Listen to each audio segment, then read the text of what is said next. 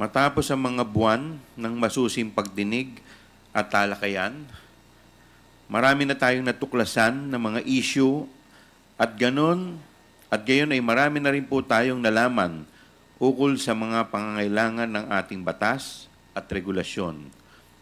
Malayo na ang narating natin, ngunit alam pa rin natin na marami pa tayong kailangang busisiin. Isa sa mga pangunahing tungkulin ng Kongreso ay ang bumuo ng mga batas na tunay na maglilingkod sa ating bayan. Ang ating layunin ay hindi lamang lumikha ng mga batas, kundi bumuo ng mga batas na tunay na sumasailalim sa pangangailangan at hangarin ng bawat Pilipino. Sa bawat hearing tayo ay naglalakbay sa mga sulok ng ating mga batas, nagiging mata at tenga ng ating mga kababayan. Dito natin natutuklasan ang mga kakulangan ng ating batas. Mga puwang na bilang mga kongresista ay dapat nating sikapin na punan upang mas mapabuti ang ating sistema at ang kalagayan ng ating bansa. Bago ako magpatuloy, nais kong ipahayag ang taus-pusong pasasalamat sa lahat ng ating mga resource persons. Ang inyong dedikasyon ay nagbibigay liwanag sa madilim na landas ng katiwalian. Alam namin kung gaano kahirap ang inyong pagdalo sa mahabang pagdinig. Ang inyong presensya at pagsagot sa mga katanungan ng komite ay hindi matutumbasan.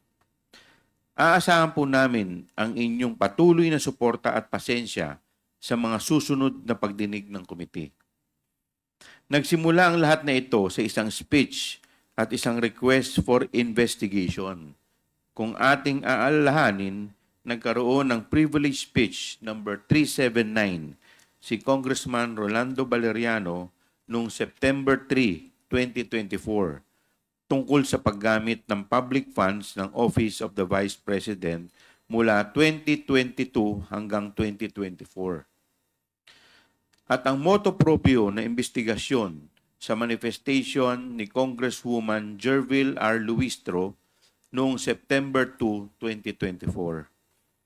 Patungkol sa iba't ibang issue na nakapaligid sa budget ng Department of Education or DepEd.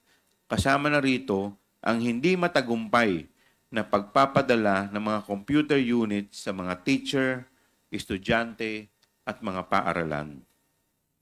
Kaya't unang sinimulan namin ang pagtingin sa regular funds ng pangalawang Pangulo sa parehong OVP at DepEd. Para sa OVP, tinignan natin ang mga marangyang satellite offices kung ating aalalahanin, nakakabahala na halos kalahati ng budget ng OVP para sa 2023 at 2024 ay napunta sa pagtatayo at pagpapanatili ng mga satellite offices nito sa buong bansa. Ang tanggapan ng Vice President Sara Duterte ay mayroon ding napakalaking budget na 2.3 billion noong taong 2023. At dahil sa mga hindi maipaliwanag na gastos, noong 2024 ay kinailangang bawasan ang budget ng kanyang opisina sa 733.2 million. Ngunit para sa taong 2025, muli siyang humiling na bigyan siya ng 2.37 billion pesos. Tungkol naman sa DepEd, sa panahon na siya ay secretary, lumitaw ang mga pulang bandila sa procurement ng mga laptop para sa DepEd computerization program tulad ng rig bidding at pagsasabuatan ng mga bidders. Siya rin ay hindi nakapaghatid ng laptop na nagkakahalaga ng 9 billion para sa mga programa ng e-learning ng DepEd na tila isang napakalaking pagkukulang sa panahon na lumalalang pangangailangan para sa mga kagamitan ng edukasyon. Ngunit sa ating pagdinig at pagsusuri ng budget utilization ng DepEd at OVP, paulit-ulit lumilitaw at pinaka nakakabahala ang mga issue patungkol sa confidential funds. Napakalaking halaga po ang perang ito. So OBP, mula 4th quarter ng 2022 hanggang 3rd quarter ng 2023, mayroong nagastos na 500 million worth of confidential funds. Habang sa DepEd naman, mula 1st quarter hanggang 3rd quarter ng 2023, ay may 112.5 million pesos naman. Suma total ay may 612.5 million pesos, higit kalahating bilyon ang hinawakang confidential funds ng ating Vice Presidente. Natural bilang mga mambabatas na may mandatong masiguro na nagagamit ng wasto ang pera ng taong bayan, paulit-ulit rin naming naitatanong, saan napunta ang confidential funds?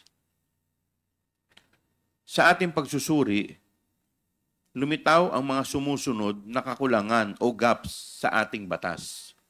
Number 1, ang halaga ng Fidelity Bond para sa Special Disbursing Officers or SDO ay napakababa kumpara sa pondo na kanilang hawak. Tulad ni SDO Gina Acosta na may approved amount of bond na 8 million pesos, pero ang kanyang amount of accountability ay 500 million pesos. Si SDO Edward Fajarda naman ay may approved amount of bond na 4 million pesos, pero ang kanyang amount of accountability ay 50 million pesos. Pagpapatibay ng mga patakaran ng COA tungkol sa budget at mga technical resources. Pangatlo, pinaka nakakabahala rin ay tila walang maayos na sistema o paraan upang masiguro o ma-check o audit ng COA na nasa wasto ang paggasta ng mga confidential funds.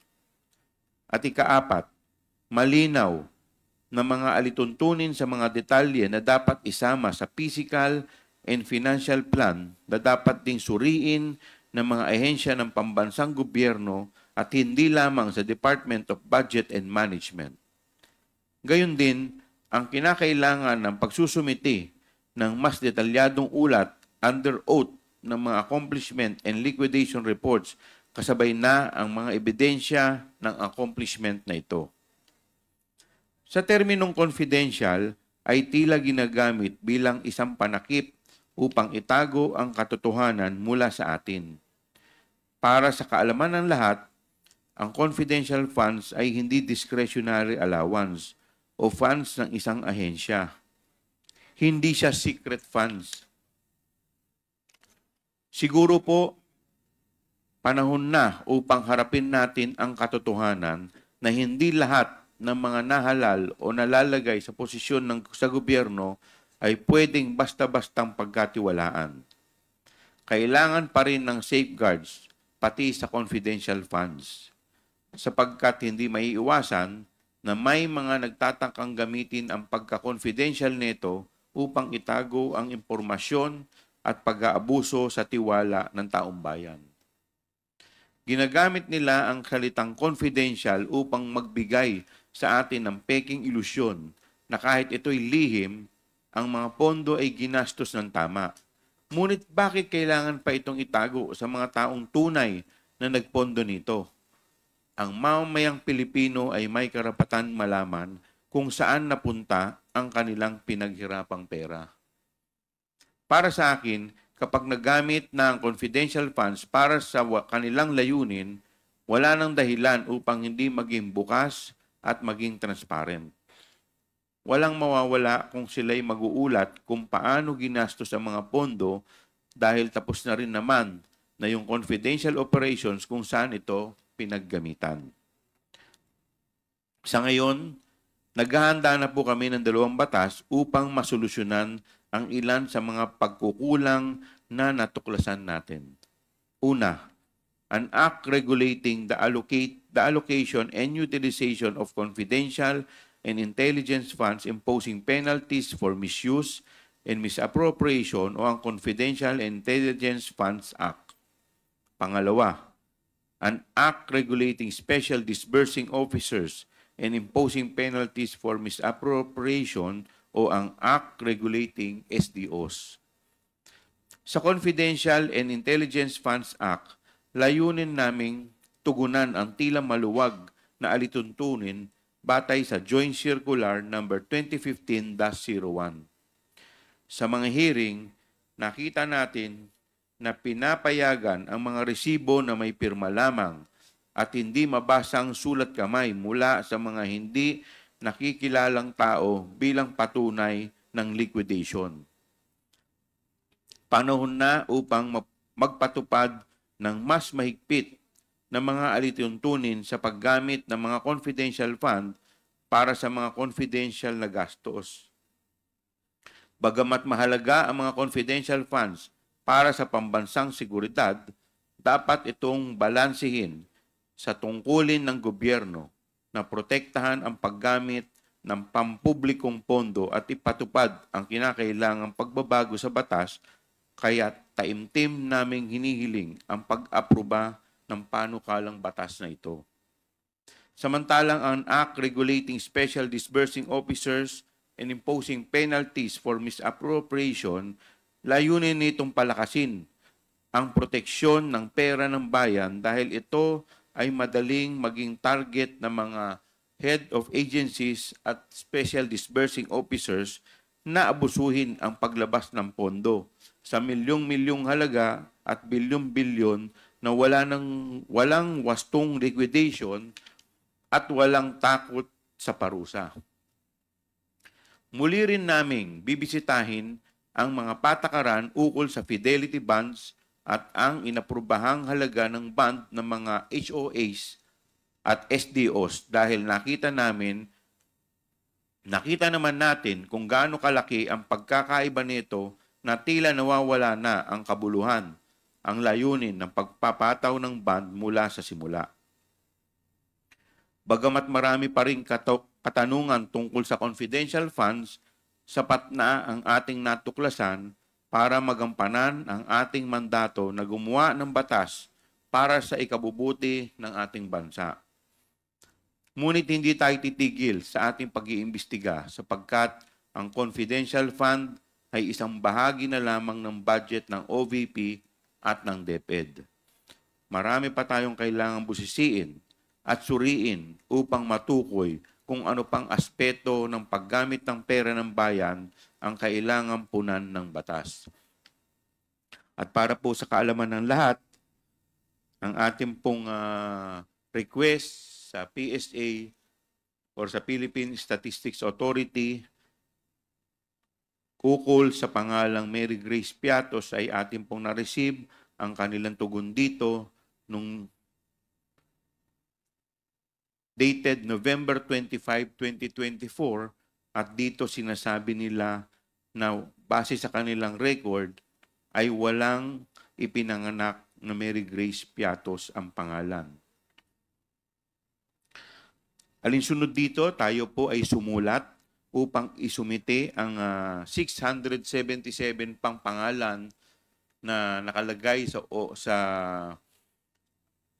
acknowledgement receipt ng DepEd kung saan tayo po ay binigyan ng tugon ng Philippine Statistics Office dated December 8, 2024 at dito kanila pong sinasabi na out of 677 individuals, 405 ay walang birth certificate o walang record sa birth certificate o pwede nating sabihin na non-existent.